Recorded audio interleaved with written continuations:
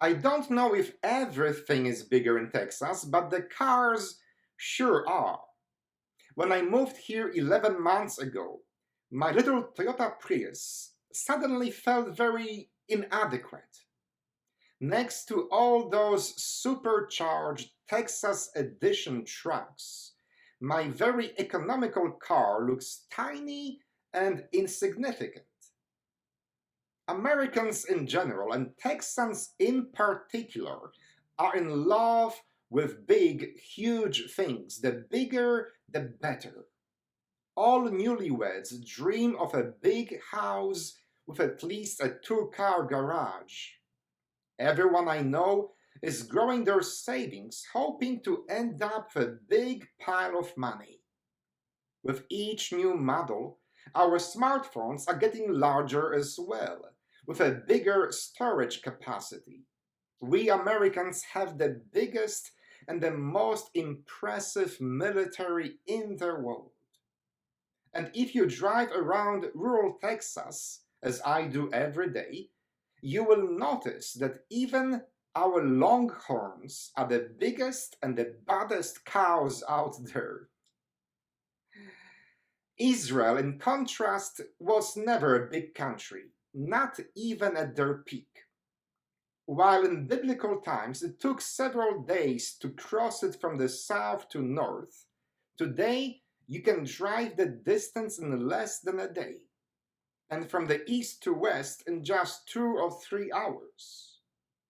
And while I don't want to apply a pop psychology to an ancient nation's psyche, I am guessing that all those biblical delusions of grandeur could be perhaps explained or rooted in overcompensating a little bit. After all, compared to all the empires around them, they have always been just a dot on a map, with a really tiny population compared to those of Egypt, Mesopotamia, Greece, or Rome. That's why it's so very countercultural for Jesus to sing praises of something so small and insignificant as seed.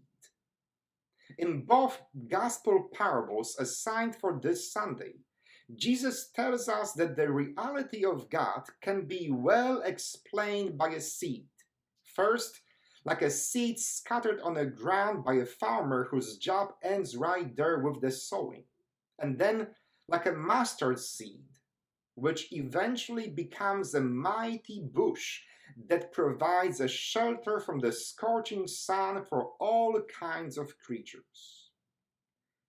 These seeds, says Jesus, should help us understand the kingdom or the reality of God. You see, unlike all the empires in humanity's history, God's kingdom is not about the size.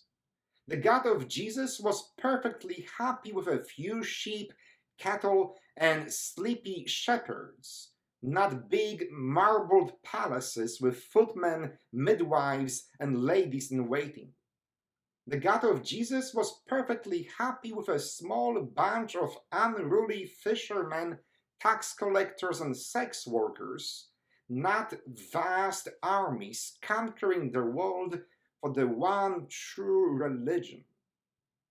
The God of Jesus was perfectly happy with a quiet, private resurrection entrusted to just a few women, not a spectacular mega-sized public event that will sell out in minutes and make everyone realize who is in charge.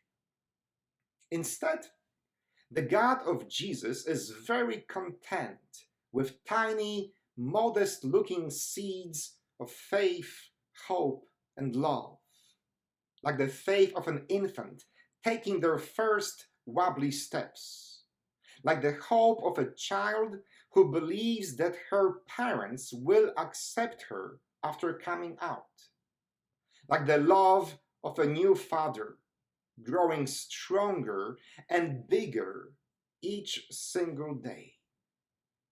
Because The most important things in life are not measured in size, but in their capacity to grow. Amen.